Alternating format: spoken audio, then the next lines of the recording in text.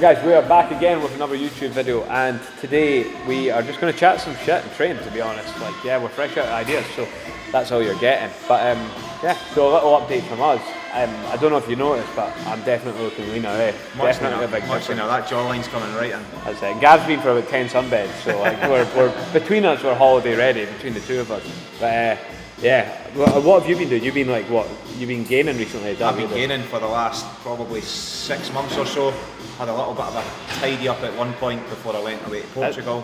Has he been gaining? Nah, I've been gaining in different places. They're definitely looking a little bit loose. Like. But yeah, another couple of weeks left in that, and then head to Germany, and then it's cutting season for Lanzarote in October. Oh, there you go. So how long a diet are you doing now? Like, how long's your diet going to be for? Probably set out for 13 weeks, but I think I'll get to the weight that I want to in about 10, 11. What's the plan? Like, you wanting to just get like sub 90, anywhere sub 90 I'm comfortable with. I'm currently sitting 95, so 5 kilos off, giving myself pretty much 10, 11 weeks to do that, which is manageable. So I'll have stuff in between that, like social events and stuff as well to manage. What's the game plan? Do you like what, just macro tracking, or you do like macro tracking? Yeah, just track macros, hit protein, hit calories, train hard, and just get there and enjoy it. Are you going to start training hard as well? I'm going to start training hard as well. Things are changing. This will be the first time Conor's trained hard for a while. For a while anyway, that's for sure.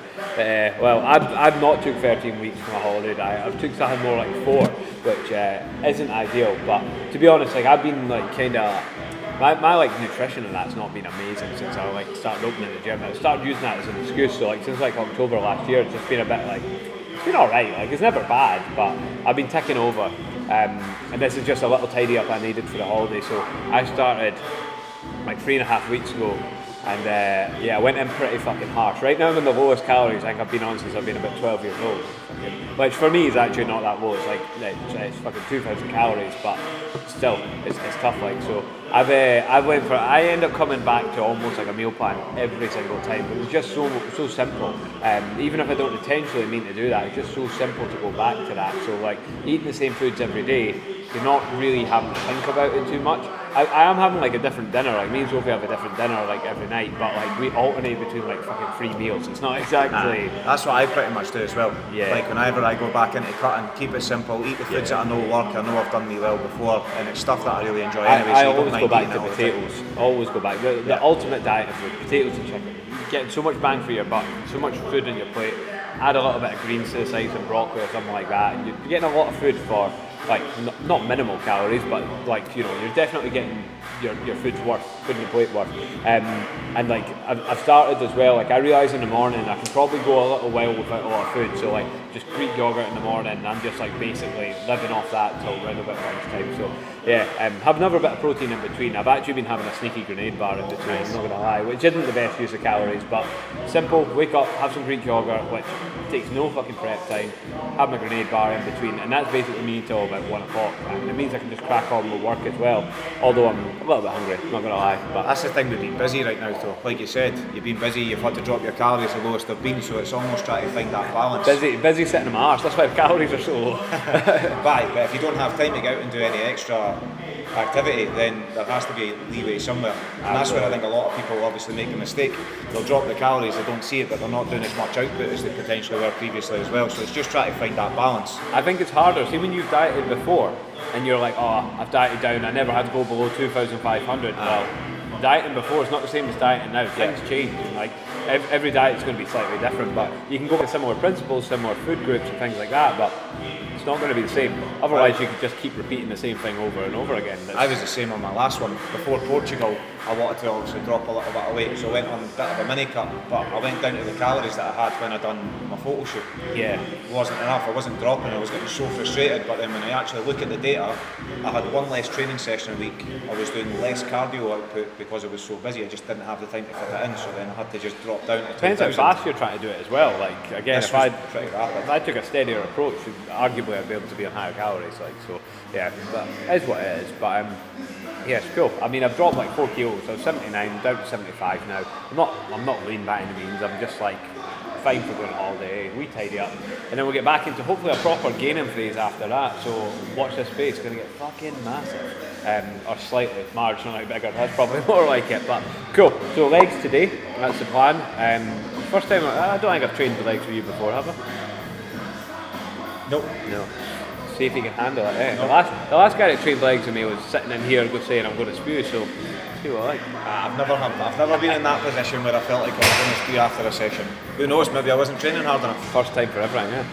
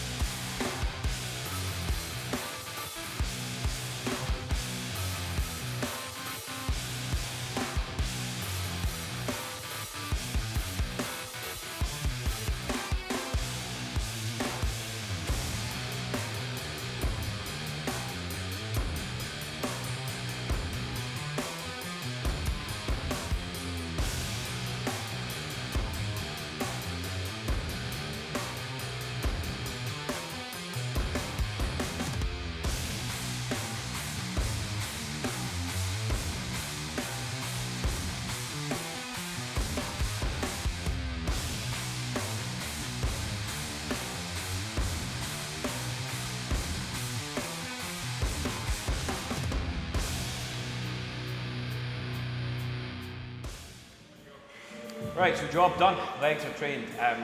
In case anyone's wondering, I'm actually as tall as Gav. We're both the same height. I know a lot of people were wondering about that. And yeah, Just done a stretch session instead of an actual leg session, so got a bit more out. made them a bit taller for Turkey. What did we do? What did we start? We started on leg extension. Leg extension. So the leg extensions, yeah. We set up with a seatbelt on that eventually, didn't we?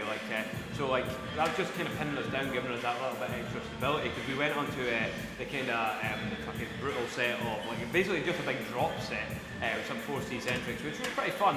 It's maybe not the best way to start your leg session because your quads are going to feel like jelly, but actually it's what I want to achieve. I quite liked it because everything you go onto after that, the quads are burning like fuck. And again, it might not actually be the most like the most effective thing to do in the sense of like obviously progressing, but for a one-off session it's fun. I'm not doing that every week.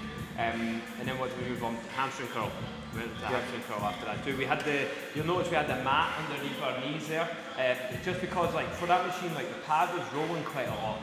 So we were just trying to get things lined up a bit better, and we needed that pad just to get us where we want to be there. So we had kind of quad shortened position training, we had hamstring shortened position training, so we kind of started with that stuff. In a sense, it kind of makes sense to start with the short range stuff because like you'll tire there first. It's like, you know, if you're doing a bicep curl and you're doing like some sort of preacher curl where there's like with a cable or something, you're gonna get tired here first with lots of short. We kind of already done that, and then we actually move on to the adductor, which is just kind of thrown in there in the middle. That's just training between the legs. So yeah, we've done a bit of that. Nothing really in that. It's just kind of box standard. I alternate that to do adductor 1 week, abductor the next week, just to train both. Totally different things to train, but like I just alternate. So I can't be asked to do both of those.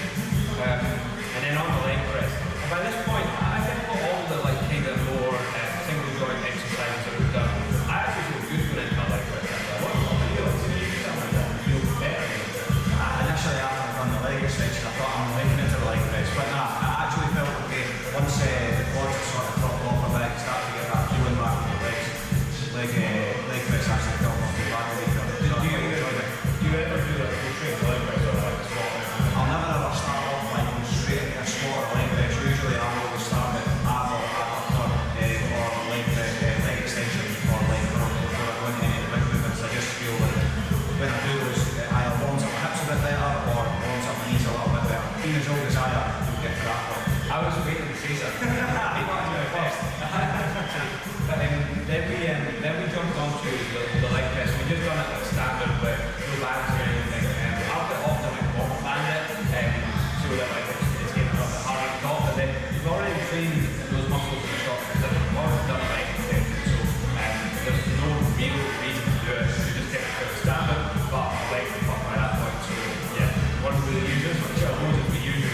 The eagle eye that you will notice I was sitting on top of that. That's for you actually. And that just bumps you up and see a little bit, opens up your hip band a little bit. My hips are not particularly that mobile, so like trying to get like deep in a leg press is hard for me. Like so using the ab pad just gives me that little bit more and I can see set back as well. But that leg press as well, to be fair, it is quite a hard leg press compared to the ones that I use. And then squats. Whose idea was to do it for last? Again, I always like doing the last. Like, there's something about that I like it. I feel ready for it. I'm eased into it. Gav used the safety bar. You were just saying that was just because of your shoulder, like you. Aye, so I broke my collarbone years ago, so every time I get a straight bar on my back, the force of the bar pushing down, start to get a bit more shoulder niggly pain in here, so that's why safety bar for me allows me to stay in this position, which makes it a little bit nicer as well. Yeah. And for Gav's sake, the safety bar is heavier, so when you're looking at his load, it's like, I mean, it's 7 kilos heavier, but still.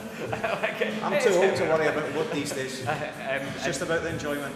I was obviously using the heel wedge, which for me, again, it just lets me fold up a bit better into a squat, get a bit more depth out of it, a bit of friction from the floor, not a massive amount, but you get a bit of friction forward, maybe make it a bit more quaddy as well, so that's pretty cool. And yeah, I'm going to finish with some RDL, but to be honest, we're not even bothered filming them because for me, it's something I'm reintroducing due to kind of niggles and injuries, so it's not going to be anything exciting. So yeah, that is leg day, pretty much smashed. So hope you guys enjoyed it, and hopefully we actually looked like we trained hard there because it was, it was a bit theatrical, wasn't it? There was a lot of screaming and shouting. I was. Not quite. But, you did go away for 10 minutes though, so I did. You have to go make away sure for you're 10 right. minutes. Yeah. Just went out to my car and just cried for a bit. Just tried to get over it. But I came back. That's the main thing. But yeah, so that's it for today, guys. We will be back again with some other nonsense at some point, but hopefully you enjoyed that. So yeah, thanks for tuning in.